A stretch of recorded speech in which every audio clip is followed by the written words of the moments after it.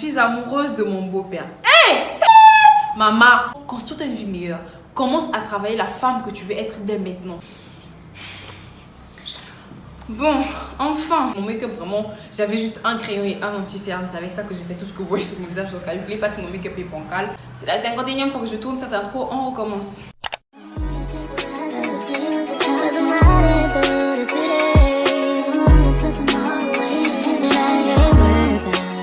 What is up les lumières, j'espère que vous allez bien, moi ça va à merveille. On se retrouve pour une vidéo Dr Love où je vous ai demandé sur Instagram si vous ne me suivez pas, vous ratez l'occasion de participer à la prochaine vidéo en fait. Donc ajoutez-moi sur Instagram que je vais mettre quelque part sur l'écran. Et je vous ai demandé en DM sur Instagram de m'envoyer vos problèmes d'amour et qu'on va en parler, on va régler. Je suis psy à mes heures perdues, donc soyez pas surpris que je donne des conseils de ouf et tout, surtout que je suis inspirée par le Saint-Esprit donc... Anyway, pour première problématique, je suis amoureuse de mon beau-père. Ça commence très fort. Sachez que c'est pas moi qui ai écrit les problématiques ici parce que j'ai demandé à quelqu'un de le faire à ma place. Je voulais pas être spoilée d'avance, mais les gars, comment ça tu as... Attends, est-ce que c'est ton beau-père, genre le père de ton copain ou le mari de ta mère? Parce que si c'est le père de ton copain, ça va, c'est le père de ton copain. Mais si c'est le mari de ta mère... Non, mais si c'est le mari de ta mère, en fait, c'est de l'inceste parce que c'est déjà ton père, en fait.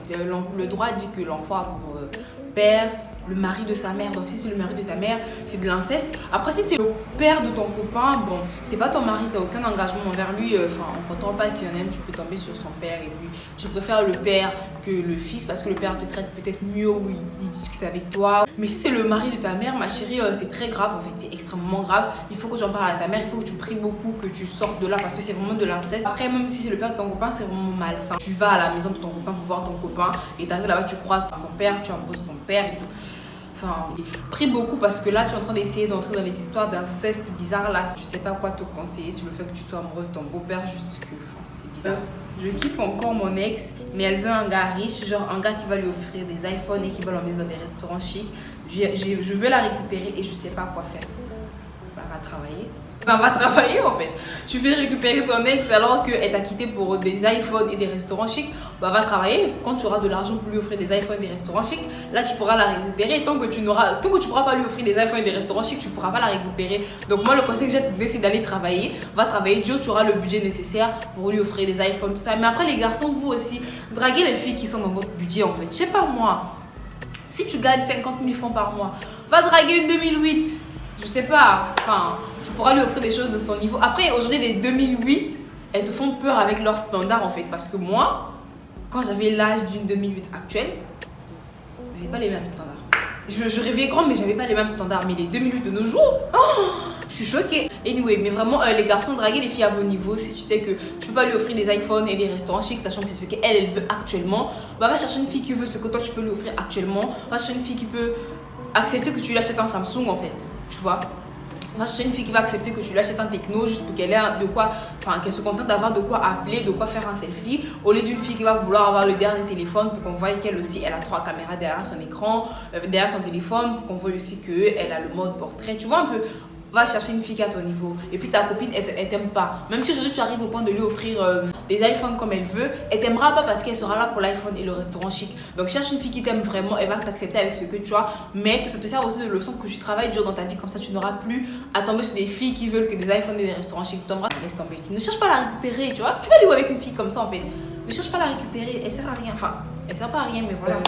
Il est chrétien, mais il veut tout en coucher. Ma chérie, il est chrétien, il n'est pas fait de bois. C'est pas parce que la personne est chrétienne, qu'elle s'est baptisée, qu'elle est consacrée, que la personne, ça y est quoi, qu'elle est faite de bois, qu'elle n'a pas de désir. La personne, elle a des désirs. Et puis, ne croyez pas parce que le titre chrétien ne signifie pas forcément que la personne a déjà une vie de sanctification. La personne peut être chrétienne, mais elle mène une vie de débauche et tout ça, mais ça n'exclut pas le fait qu'elle soit chrétienne, tu vois. Chrétien, c'est un titre. C'est pas parce qu'il porte le titre de chrétien qu'il vit vraiment Christ en lui, tu vois. C'est qu'il manifeste vraiment Christ en lui, qu'il aime les autres, qu'il veut fuir l'impudicité. Non, ça n'engage à rien. Et évitez en fait les couples quand vous savez que vous ne pouvez pas résister. Quand tu sais que tu ne peux pas lui offrir ce qu'il cherche, ne te mets pas en couple. Et quand tu sais que lui, enfin, il ne cherche pas ce que toi tu cherches actuellement, ne vous mettez pas en couple en fait. Ne vous cassez pas la tête, ne vous compliquez pas la vie. C'est pas parce qu'il est chrétien qu'il est fait de bois, il a des désirs. Donc ma chérie, Si tu cherches un chrétien avec qui tu vas cheminer sans forcément coucher, bah écoute, tu es pas sur la bonne personne, c'est tout. Parce qu'arrêtez de compliquer la vie des enfants des gens. Lui, c'est ce qu'il cherche. Il sait qu'il est là, il sait qu'il veut mener une vie chrétienne, mais il veut pas fuir l'impudicité. Il sait qu'il n'est pas prêt de sortir de là. Et toi, tu sais que tu es prête à sortir de là. Bah traîne avec lui en fait. Vous avez des chemins opposés. Vous n'êtes pas prête à cheminer ensemble. Donc voilà. Cherche un chrétien qui ne voudra ne pas coucher, mais sache que le chrétien n'engage en rien. Il est fait de chair et il a des désirs. Voilà. Je veux être en couple, mais j'ai peur de l'abandon, j'ai 15 ans. Maman, à 15 ans, vous savez, c'est comment... C'est ce que moi je vous disais en fait, les 2008 d'aujourd'hui, elles n'ont pas les mêmes ambitions que nous lorsqu'on avait leur âge. Après, je suis pas vieille, je suis pas une 90 ou quoi, je suis une 2002. Mais moi, à 15 ans, genre il y a 6 ans en arrière, j'avais pas les mêmes ambitions. Vraiment, la moitié, il y a 6 ans, je réfléchissais pas comme ça, mais vraiment pas du tout. À 15 ans, c'est vrai que j'avais un copain, mais il me saoulait, j'avais l'impression qu'il m'encombrait en fait. Bref, mais vraiment, t'as 15 ans ma belle, t'as tellement de choses à réaliser. À 15 ans, surtout que t'es consciente, tu dis t'as peur de l'abandon, surtout que t'es consciente que t'as peur de l'abandon, bah ma chérie, travaille sur toi. Travaille sur le fait de vouloir régler ce problème de peur d'abandon. Si t'as peur de l'abandon et que tu te mets avec un homme maintenant, déjà ce sera même pas un homme, ce sera un garçon. Tu vas te mettre en couple avec un garçon maintenant, bah plus tard quand il va trouver mieux, il va te lâcher en fait. Ça va juste amplifier ta peur de l'abandon. Cherche d'abord à soigner ta peur de l'abandon. Cherche d'abord à avoir une vie meilleure. Cherche d'abord à travailler sur toi-même, à être quelqu'un de meilleur avant de forcément vouloir te mettre en couple. Tu as 15 ans, tu as tellement de choses à accomplir. Je pense que tu viens d'avoir ton BEPC. Tu as le lycée à vivre. Franchement, le lycée, c'est la meilleure période de nos vies. Je veux rien savoir. Enfin, les personnes qui ont mal vécu le lycée et tout, je sais pas. Construis-toi une vie meilleure.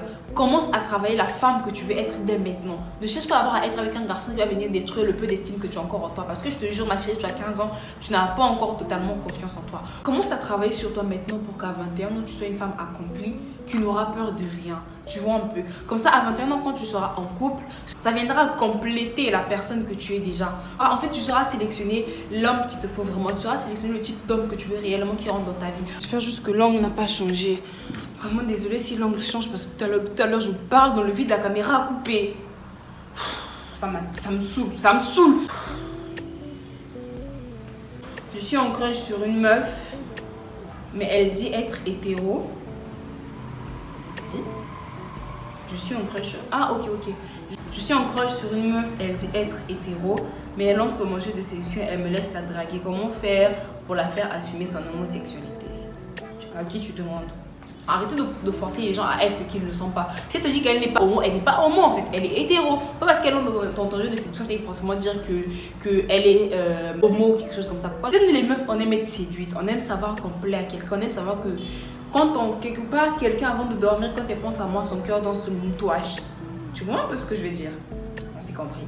Donc c'est pas parce qu'elle rentre dans un jeu de séduction, elle te laisse la draguer que forcément tu lui plais ou forcément elle est homosexuelle. Elle va pas assumer quelque chose qu'elle n'est pas. Après, je voulais en profiter pour rebondir sur un point, les gars. Faites très attention à qui vous fréquentez parce qu'à force de fréquenter un certain type de personnes, vous finirez par adhérer aux choses que vous n'adhérez pas. Je n'ai rien contre les gens de l'alphabet.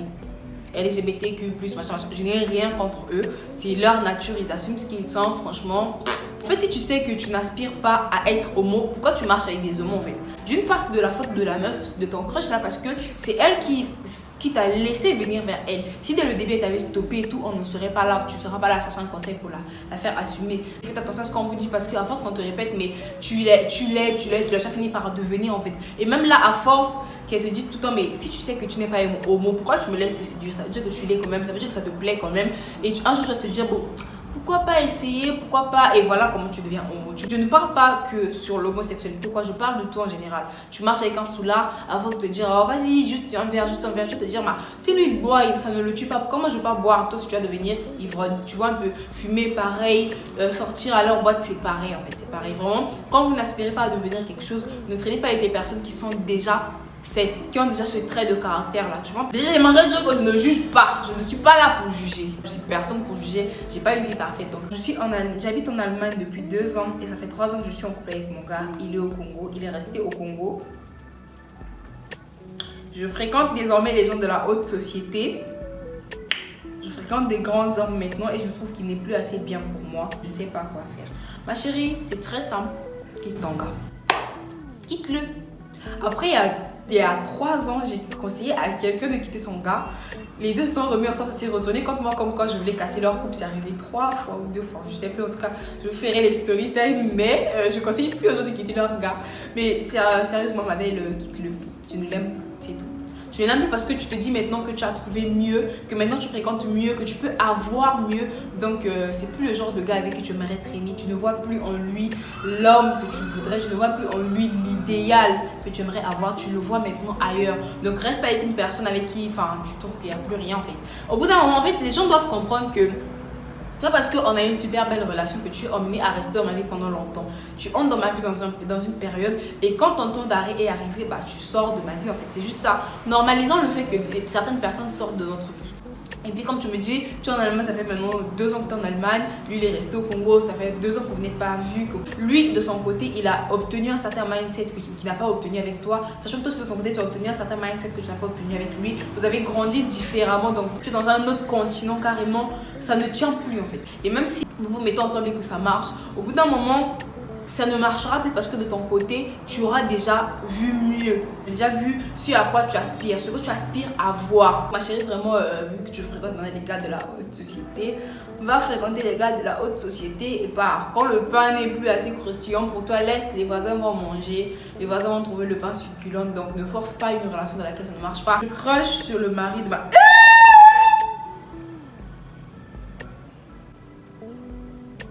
Je crush sur le mari de ma grande sœur. Ma belle, imagine ta grande sœur vient te dire demain quand tu seras mariée qu'elle crush sur ton mari. Comment tu vas te sentir? Tu n'as pas le droit de crusher sur le mari de ta grande sœur. Yaya n'a eu à moi si. Yaya n'a eu ton aîné, ta grande sœur, son mari. Son mari. Mon balinae, papa abananae. Tu crushes sur lui. Je ne te juge pas. J'ai rien à te conseiller en fait. Oublie, c'est le mari de ta soeur. C'était son copain, le pain ça se partage. Mais c'est son mari. C'est mon balinae. Son mari Bakalayange. Mon gars me trompe avec son...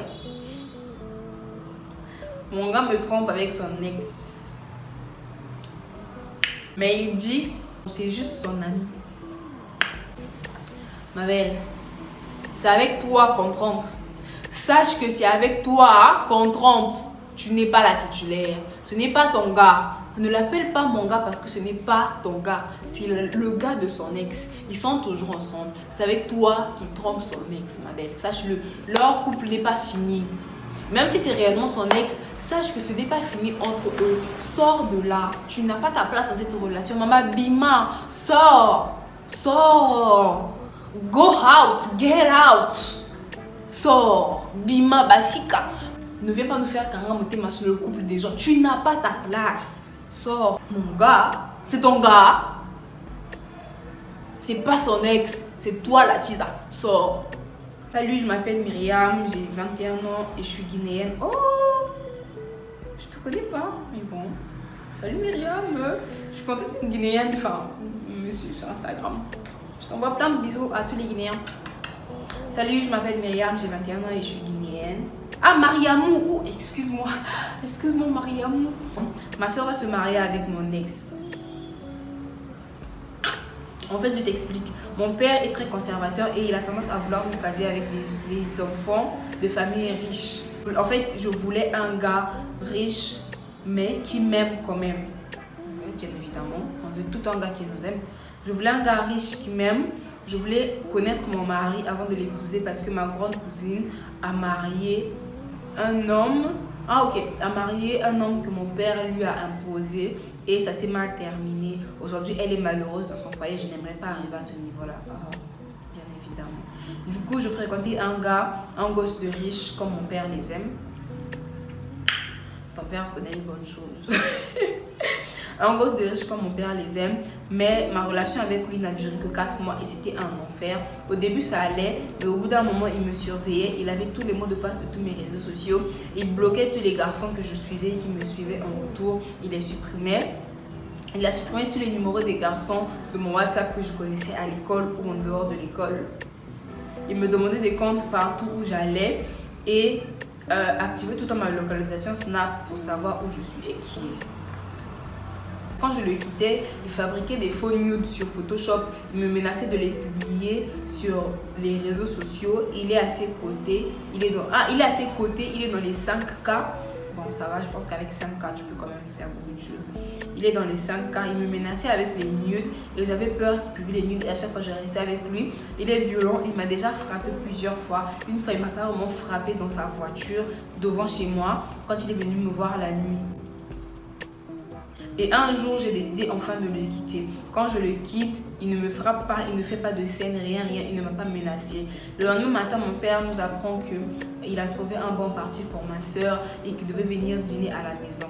Et quand ils sont venus à la maison, je me suis rendu compte que le nouveau mari de ma soeur, c'était mon gars en question. Et il avait l'air de déjà savoir qu'il allait épouser ma soeur. Du coup, je sais pas quoi faire. J'ai peur de dire à mon père que c'est un homme violent parce que si je dis à mon père, il va chercher à savoir comment je l'ai connu. Et s'il apprend que je suis déjà sortie avec lui, il va me marier avec lui de force. Obviously, c'est un père conservateur. Il va me marier avec lui de force. Je ne veux pas me retrouver coincée dans un foyer où je serai malheureuse toute ma vie. Yeah. Et j'ai peur pour ma soeur. J'ai peur qu'il soit violent aussi avec ma soeur et qu'il la fasse vivre. Quoi faire? Ah, ma chérie, je sais vraiment pas quoi te dire. Vous avez des vies intéressantes. Alors, Mariamou, d'ailleurs, ton prénom est très original. J'aime beaucoup ton prénom. Désolée de t'avoir appelé Myriam. Je l'ai pas bien lu. Là, tu es dans une situation très délicate. En fait, juste reste à ta place. Moi, c'est tout ce que j'ai à te conseiller. Reste à ta place parce que là, si tu viens défendre ta soeur, si tu viens chercher à défendre les intérêts de ta soeur en disant à ton père que c'est un homme violent et que tu as déjà eu à le connaître et tout, ça va te porter préjudice à toi. Tu vas te retrouver coincé dans un mariage où tu seras malheureuse avec un homme qui va te frapper chaque jour. Et je comprends que tu aies peur pour ta soeur parce que tu te dis qu'il va peut-être violenter ta soeur, sachant qu'elle, elle sera mariée avec lui, elle sera obligée de rester avec lui. Et on connaît tous dans les foyers musulmans, dans les foyers africains en général, comment c'est difficile de divorcer, comment c'est mal vu de divorcer, comment tes parents vont te dire Kanga Motema, tout ça, les tantines qui vont venir dire Kanga Motema. En plus, tu dis, c'est pas fini parce que c'est très long, j'ai pas fini de tout lire, mais j'étais pressée de parler. Et tu dis, en plus, ils vont aller s'installer en France après le mariage, ça veut dire que je n'aurai pas l'œil sur eux, j'ai peur. Ma chérie, tu n'auras pas l'œil sur eux en fait. Déjà. En fait, même s'ils restent en Guinée, tu n'auras pas l'œil sur eux parce qu'ils seront dans leur cocon d'amour, ils seront dans leur foyer. Tu n'auras pas ton mot à dire, tu ne pourras pas intervenir en fait dans le foyer de ta soeur. Donc vraiment, et puis ta soeur est un peu plus chanceuse que toi parce que non seulement le mec a un engagement et des responsabilités envers elle, mais en plus de ça, elle va vivre avec lui dans un pays de droit où les droits des femmes sont quand même un peu pris en compte. Elle pourra aller vers des associations de femmes qui pourront mieux la défendre et tout et la sortir de là. Tu vois, c'est un peu l'avantage qui est là que toi tu n'as pas. Tu n'as pas grand chose à dire, juste reste à ta place et observe parce que là, soit tu dis et tu te retrouves dans un foyer compliqué. C'est pas parce que ça n'a pas marché avec toi que ça ne marchera pas avec ta soeur. Je dis ça tout le temps, c'est pas parce que c'est ton ex et que ça s'est mal terminé que ce n'est pas l'homme de la vie de quelqu'un. Donc, juste observe en fait. Mais les gens meurent. Les gens meurent. Mettez-vous en couple, mariez-vous, aimez-vous, vivez heureux parce que les gens meurent. Vous êtes là, tu ne dis pas à ton pote que tu es amoureuse de lui, tout ça, tout ça. Après, demain, quand il va mourir, tu vas vivre dans les regrets. Les gens meurent. Aimez-vous, draguez-vous, aimez-vous. Donc, va le voir, dis-lui que bébé, je te kiffe, faisons les choses bien. Ok? Bon, pas comme ça, mais je vois ce que je veux dire en fait. Un peu plus courtois. Hello ma belle, j'espère que tu vas bien. Alors moi c'est pas un docteur love mais j'ai un truc à te dire. Je sais que tu es la personne qui peut m'aider là-dessus. Ça je pense que ça doit être quelqu'un que je connais qui a dit ça. Actuellement je suis en grosse doute sur ma foi. En plus je suis amoureuse d'un homme musulman. Quoi faire? Ma chérie, ne te reconvertis jamais. Ne change jamais de religion pour quelqu'un. Ne remets jamais ta foi en question par amour, jamais. Si la personne t'aime, elle respecte ta foi. C'est conseiller à un musulman autant qu'à un chrétien d'aimer une personne qui est dans la même conviction religieuse que lui, de marcher avec une personne qui a la même conviction religieuse qu'elle. Je pense qu'il n'y a aucune religion où on dit à quelqu'un que bon, c'est pas grave, tu peux aller prendre quelqu'un qui est bouddhiste, sachant que toi tu pries Shiva, vous allez marcher ensemble. Je ne pense pas. Ma chérie, tu es amoureuse de la mauvaise personne, c'est tout. Si la personne se convertit par foi, ok. Mais si elle se convertit par amour, un jour il finira par se retrouver coincé dans une religion qu'il n'aime pas. En force, la foi prie énormément Demande à Dieu de réellement t'éclairer. Mets genoux à terre, prie. Lis ta Bible chaque jour. Nourris-toi de la parole tous les jours. Ne relâche pas en fait la parole. C'est surtout ça, la parole, c'est vraiment la clé de tout. Ne relâche pas la parole. J'espère que tu as une Bible et que tu prends des temps de méditation chaque matin. Essaie de jeûner de temps en temps vraiment pour demander à Dieu la réponse. Parce que des fois, il suffit juste pas de prier. Il faut vraiment montrer à Dieu que tu veux vraiment avoir la réponse à la question que tu veux. Donc tu jeûnes. Histoire que Dieu te mette vraiment à cœur la route que tu dois suivre, la voie que tu dois suivre. Et aussi change d'environnement parce que tu ne peux pas guérir dans l'environnement qui t'a rendu malade. Si tu continues à le côtoyer, après je sais pas, peut-être que c'est ton collègue de travail, c'est ton collègue de classe, que tu as amené à le voir chaque jour, mais si tu es habitué à le côtoyer, évite un peu de le côtoyer de temps en temps pour que ça ne soit pas, que tu ne sois pas dérouté en fait de ta foi. Vraiment. Prie énormément pour que le Seigneur t'éclaire. Parle-en à des supérieurs, à des personnes mieux qualifiées que moi qui pourront mieux te mener vers la bonne voie. Parle, je sais pas moi, au ministre des jeunes ou je sais pas même pas si tu es ici, c'est ce que là je vois pas. Mais parle-en, lis ta Bible. Quand tu doutes d'un truc, va lire ta Bible. Tu sais que Jésus est capable de laisser 1000 brebis, je sais pas, 99 brebis pour aller chercher la 1000e brebis qui s'est perdue, qui s'est égarée. Donc vraiment, qui te ramène vers le troupeau et que tu recommences à être un enfant de Dieu qui vit et qui assume pleinement sa foi. Voilà les lumières, c'est tout pour cette vidéo. Franchement, je me suis régalée à lire vos histoires parce que vous avez des vies très passionnantes. Moi, à côté de vous, ma vie, elle est tellement bonne. J'espère que la vidéo vous a plu. Dites-moi en commentaire les remarques que vous avez à faire, si c'est sur la musique de fond, sur le montage. Dites-moi, faites toutes les remarques, je suis réceptive à toutes les remarques. N'hésitez pas à donner des petits conseils aux personnes qui ont donné leurs problématiques, à leur dire ce que vous en pensez réellement, ce qu'ils doivent ou ne doivent pas faire. Et au cas où tu veux une partie 2, n'hésite pas à m'ajouter sur Instagram où tu m'enverras en DM ton problème. Et avant ça, tu commentes partie 2 en commentaire pour que je sache que tu veux une partie 2. On se retrouve pour une nouvelle vidéo. N'oublie pas de liker, n'oublie pas de commenter. Commentez s'il vous plaît. N'oublie pas de commenter, abonne-toi, c'est juste là au coin. Active la petite cloche de notification pour ne rater aucune vidéo à chaque fois que je poste. Partage cette vidéo parce que les conseils pourront aider d'autres personnes qui se retrouvent dans la même situation. Pour l'instant, prenez soin de vous et que le Père Céleste veille sur vous, mes lumières. Gros bisous.